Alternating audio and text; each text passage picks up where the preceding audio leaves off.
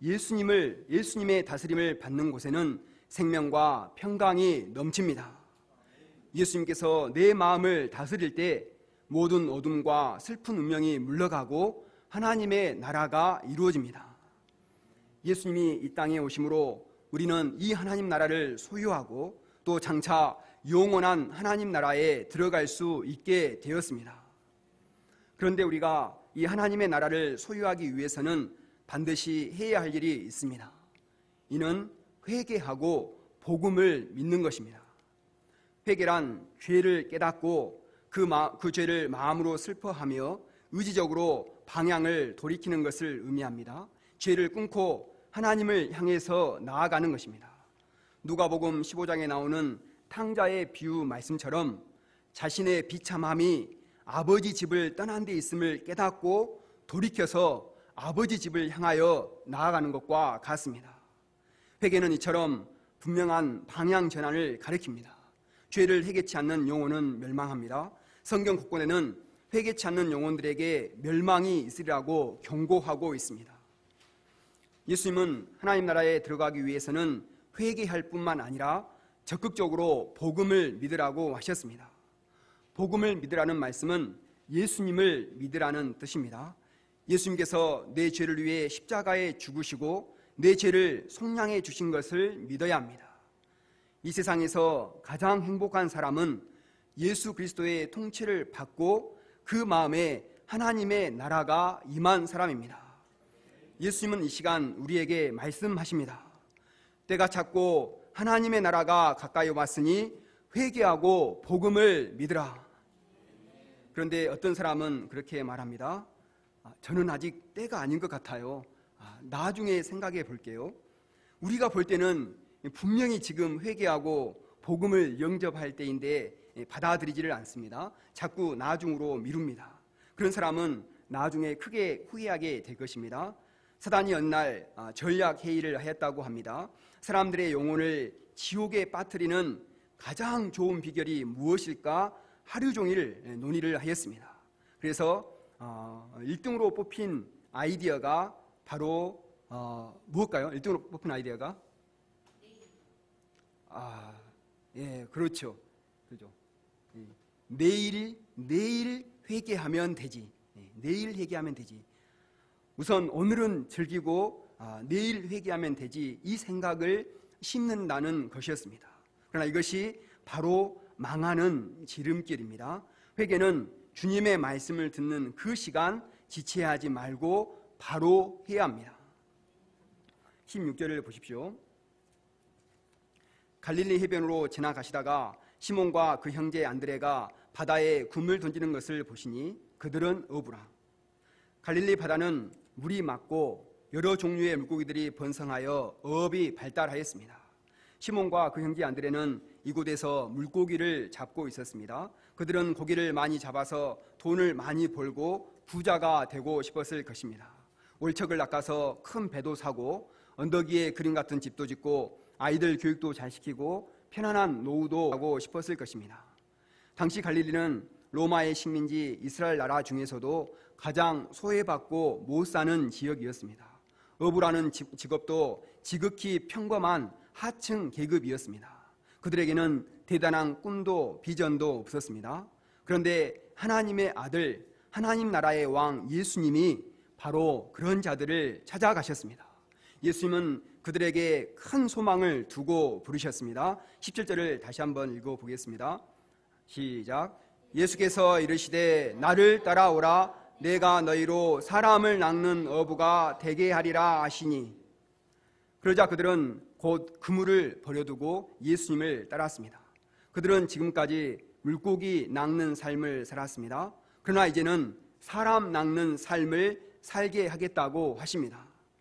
여기서 물고기 낚는 삶과 사람 낚는 삶의 특징을 살펴보도록 하겠습니다. 물고기 낚는 삶이 한마디로 어부의 삶이라면 사람 낚는 삶은 목자의 삶입니다.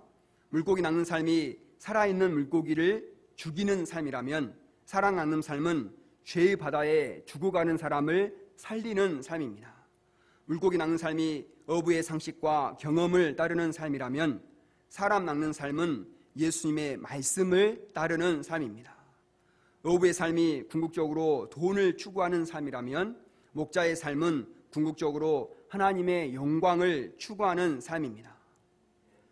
예수님이 제자들을 택하신 것을 통해서 우리는 제자의 도를 몇 가지 배울 수 있습니다. 첫째는 예수님의 비전입니다. 시몬과 안드레는 갈릴리 총구석에서 물고기나 낚는 어부에 불과했습니다. 이런 그들이 장차 수많은 사람들을 복음으로 구원하는 목자들이 된다는 것은 그 누구도 상상하지 못했을 것입니다. 그런데 예수님은 그들이 장차 수많은 사람들의 생명을 구원하는 위대한 목자가 될 비전을 갖고 부르셨습니다. 예수님은 처음부터 제자들을 키우고자 하는 분명한 계획을 가지고 계셨습니다. 그들을 어떠한 사람들로 키우고자 하는 분명한 목표도 있으셨습니다. 부름받은 제자들은 공생의 기간 동안 예수님과 함께 하였습니다. 그들은 아직 연단되지 않은 금광석과 같았습니다. 연약하고 불순물도 많고 실수도 자주 하였습니다. 또한 3년 동안 함께하면서 배우고 훈련받았지만 여전히 영적인 세계를 밝히 알지 못했습니다. 또한 십자가 앞에서 예수님을 버리고 도망갔습니다. 그래서 마가복음에 나타난 제자들은 실패한 제자들입니다. 그럼에도 불구하고 예수님은 이런 제자들에게 소망을 두시고 함께 하시고자 하십니다. 불순물들을 제거하시고 정금 같은 믿음을 소유한 하나님의 사람으로 키우고자 하십니다. 우리는 천재의 미술가 미켈란젤로를 알고 있습니다. 같은 대리석이라도 미켈란젤로의 손에 들어가면 뛰어난 예술품이 탄생합니다. 어느 날 그는 길을 가다가 커다란 대리석을 보고 놀라운 작품이 여기 숨어 있구나 하고 감탄했다고 합니다.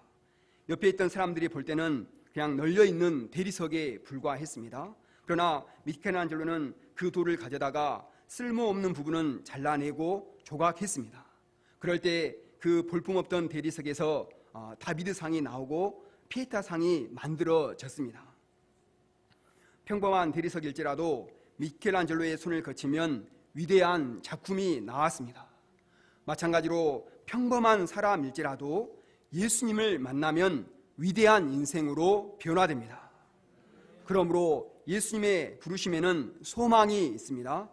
갈릴리 총부들이었던 제자들은 예수님을 만난 후에 변화되어서 사도행전에 나오는 놀라운 역사를 이루었습니다.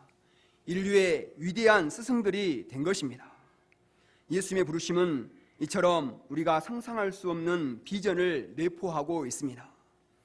예수님은 캠퍼스에서 공부하고 있을 때 혹은 또 직장에서 일하고 있을 때 우리를 부르셨습니다.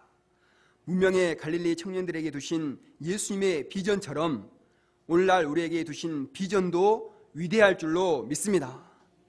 오늘날 시대가 어렵기 때문에 우리의 시야가 갈수록 좁아지고 근시안이 되어갑니다.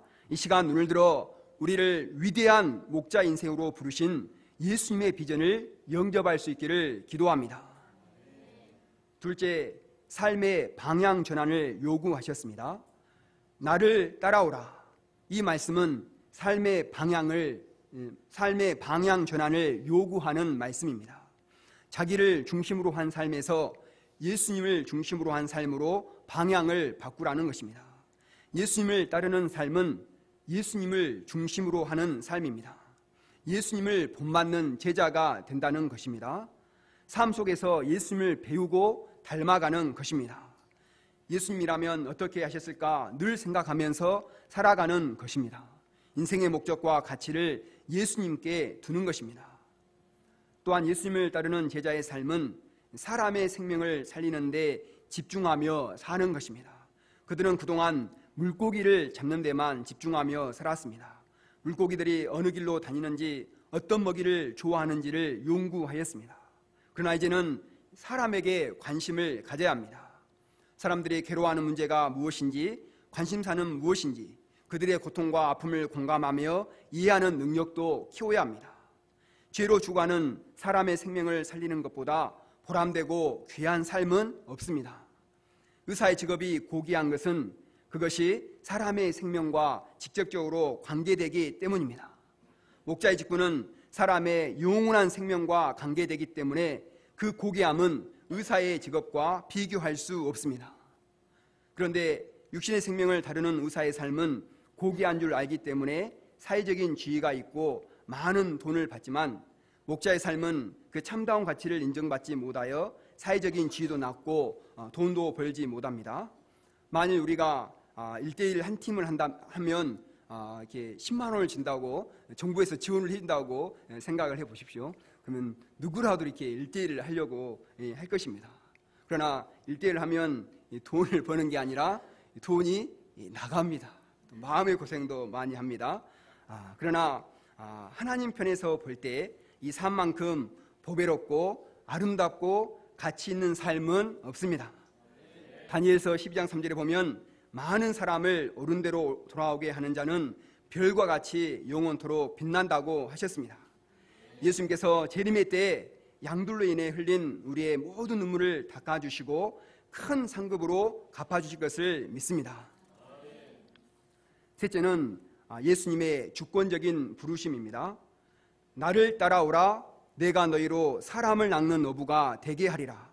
이 말씀을 볼 때 부르심의 주권이 예수님께 있다는 것입니다. 유대인들의 일방적인 풍습은 제자가 스승을 택하는 것이었습니다. 그런데 예수님은 주권적으로 자신이 제자들을 택하셨습니다. 무슨 차이가 있습니까? 예수님이 부르셨기 때문에 예수님이 책임져 주신다는 것입니다.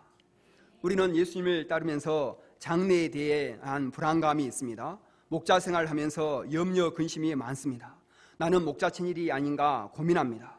그러나 우리보다 우리를 더 잘 아시는 예수님께서 우리를 부르셨다는 확신이 있을 때 현재의 문제를 극복할 수 있는 힘을 덧입을 수 있습니다. 장래를 책임져 주실 것이라는 믿음을 가질 수 있습니다. 예수님은 자신을 3번이나 부인하고 도망간 베드로를 찾아가셔서 그의 실패를 만회시켜 주시고 마침내 위대한 사도가 되기까지 책임져 주셨습니다. 이 예수님은 우리도 혹 실패하면 우리의 실패도 만회시켜 주시고 열매를 맺기까지 인도해 주실 것을 믿습니다. 예수님의 부르심을 받았을 때 제자들의 반응이 어떠했습니까? 18절을 보십시오. 곧 그물을 버려두고 따르니라. 그들은 부르심을 받았을 때 손익계산을 하고 주저하지 않았습니다. 오늘날 젊은이들은 실리적인 사고가 밝아서 무엇을 하는지 먼저 유익을 따져보는 자세가 있습니다. 신중하고 좋은 자세입니다. 그러나 너무 따지다 보면 귀한 것을 놓치는 경우도 봅니다. 예수님의 제자들은 옳다고 생각되는 일이면 어떤 희생도 불사하는 참으로 용기와 믿음이 있는 자들이었습니다. 예수님을 따르는 데는 용기와 믿음이 필요합니다. 진리를 따르는 생활을 하다가는 손해보지 않을까 계산하고 두려워하는 자들은 결코 제자가 될 수 없습니다. 용기가 있고 믿음이 있는 자만이 제자가 될 수 있고 이 시대를 이끌고 나갈 수 있는 영적인 지도자가 될 수 있습니다. 그들은 부르심을 받고 예수님의 학교에 믿음으로 입학하였습니다. 이 학교는 은혜와 진리가 충만한 학교요, 생명과 기쁨을 주는 학교입니다. 또한 이 학교는 쓸모없는 자를 쓸모 있는 자로 키우는 학교입니다. 누구든지 부르심을 받고 이 학교에 믿음으로 입학한 자는 위대한 사람이 될 수 있습니다. 우리가 잘 아는 언더우드 동상에 보면 이런 내용이 새겨져 있다고 합니다. 언더우드, 하나님의 사자, 메신저 오브 갓, 그리스도의 제자, 팔로우 오브 크라이스트, 한국의 친구, 프렌드 오브 코리아. 언더우드가 이 위대한 인생을 살았던 것은 하나님의 부르심을 영접하고 그리스도를 배우고 따르는 생활을 했기 때문입니다. 예수님은 지금 이 순간도 하나님의 일꾼을 부르고 계십니다. 나를 따라오라, 내가 너희로 사람을 낚는 어부가 되게 하리라. 우리가 새롭게 이 부르심을 영접하고 예수님의 제자로 사람 낚는 어부의 삶을 살 수 있기를 기도합니다. 21절을 보십시오. 예수님께서 제자들을 부르신 후 그들과 함께 가버나움에 들어가셨습니다. 예수님은 안식일에 회당에 들어가 말씀을 가르치셨습니다. 예수님의 가르침에 대한 사람들의 반응이 어떠했습니까? 무사람이 그의 교훈에 놀라니 이는 그가 가르치는 것이 권 있는 자와 같고 서기관들과 같지 아니함이라. 사람들은 예수님의 가르침에 놀랐습니다. 놀랐다는 것은 놀라움과 경이로 가득 차서 한동안 정신이 멍하게 되었다는 것입니다. 예수님의 말씀은 청중들의 마음과 생각을 사로잡고 더 나아가 악령의 세력을 사로잡는 힘이 있었습니다. 예수님의 말씀이 서기관들과 달리 권세가 있었던 이유가 무엇입니까? 서기관들은 율법에 정통한 박사들이었습니다. 그런데 그들은 백성들에게 자기들도 지키기 힘든 율법과 장로들의 유전을 가르쳤습니다. 이들의 가르침은 주로 무엇을 하지 말라는 것이었습니다.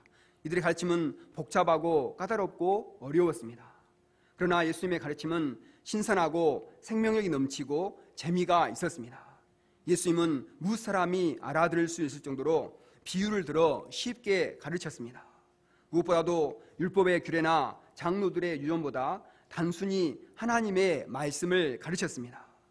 하나님의 말씀은 살았고 운동력이 있어 좌우의 날선 어떤 것보다도 예리하여 사람들의 심령을 찔러 쪼개었습니다. 하나님의 말씀은 죄로 고통하는 자들에게 사죄의 은혜를 줍니다.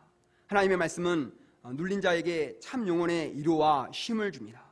무엇보다 예수님의 말씀은 사람들의 심령에 도사리고 있는 죄와 악령의 세력을 파하셨습니다. 예수님께서 말씀을 가르칠 때 그 말씀의 권위 앞에 사람들 속에 있는 것이 빛 앞에 드러나듯이 드러났습니다. 회당에 귀신 들린 사람이 있었는데 그의 속에 숨어있는 귀신의 정체가 예수님의 말씀 앞에 드러난 것입니다. 예수님은 그 귀신을 꾸짖어 쫓아내셨습니다. 그러자 그 사람이 온전해졌고 사람들은 예수님의 말씀의 권위에 심히 놀랐습니다.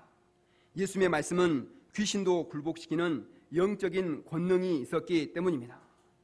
귀신은 하나님을 거역하고 타락한 천사들입니다. 귀신은 영적인 존재들로서 영적인 힘으로서만 몰아낼 수 있습니다. 하나님의 말씀은 성령의 감동으로 된 것으로 성령의 검입니다. 하나님의 말씀은 악령의 세력을 파할 수 있는 권능입니다. 오늘날 우리 시대에도 눈에 보이지 않는 더러운 귀신들이 역사하는 시대입니다. 우리 사회에서 벌어지고 있는 추악한 죄들은 인간 내면에 역사하는 더러운 영들에 의한 것입니다. 또한 우리 마음속에 일어나는 온갖 탐욕스럽고 음란하고 더러운 생각들도 더러운 귀신들이 심어준 생각들입니다. 이러한 시대에 하나님의 말씀이 부지런히 가르쳐져야 합니다. 하나님의 말씀이 선포되어야 합니다. 그래야 더러운 귀신이 떠나가고 온전해지는 역사가 일어날 수 있습니다. 결론입니다. 예수님께서 공생의 사역을 시작하시면서부터 하나님의 복음을 전파하신 것은 하나님의 복음만이 하나님 나라를 세우는 유일한 길임을 잘 아셨기 때문입니다. 하나님의 복음만이 사람들 심령에 도사린 더러운 귀신의 세력을 몰아내고 하나님 나라를 세우는 유일한 길임을 믿습니다. 이를 위해 우리를 하나님 나라의 일꾼으로 부르시고 사람 낚는 업으로 부르신 줄을 믿습니다. 우리가 예수님을 따르는 제자의 삶을 잘 감당하여 예수님을 닮은 목자들로 성장할 수 있기를 기도합니다. 권위 있는 말씀의 종들이 되어 죄로 죽어가는 영혼들을 건져내는 하나님의 나라를 세우는 일꾼들이 될 수 있기를 기도합니다. 요절 말씀 읽고 제가 기도하고 마치겠습니다. 시작. 그래서 이때를 따라오라. 내가 너희로 사람을 낚는 어부가 되게 하리라 하시니. 하나님 아버지 감사합니다. 말씀을 통해서 보잘것없는 어부들에게 큰 소망과 비전을 주시고 사람 낚는 어부로 부르시고 또 그들의 인생을 책임지셔서 사도가 되게 하신 또 예수님의 그 음성 부르심을 이 시간 배우게 하셔서 감사합니다. 오늘날에도 동일하게 예수님께서 저희들에게 큰 소망과 비전을 주시고 부르시고 또 인도하심을 깨닫습니다. 저희들이 이 음성을 듣고 예수님을 따르는 제자의 삶을 충실히 살아갈 수 있기를 간절히 기도합니다. 그래서 말씀의 종이요 또 이 시대를 또 생명을 구원하는 사람 낚는 어부의 삶을 살 수 있기를 간절히 기도합니다. 예수님의 이름으로 기도드렸습니다. 아멘.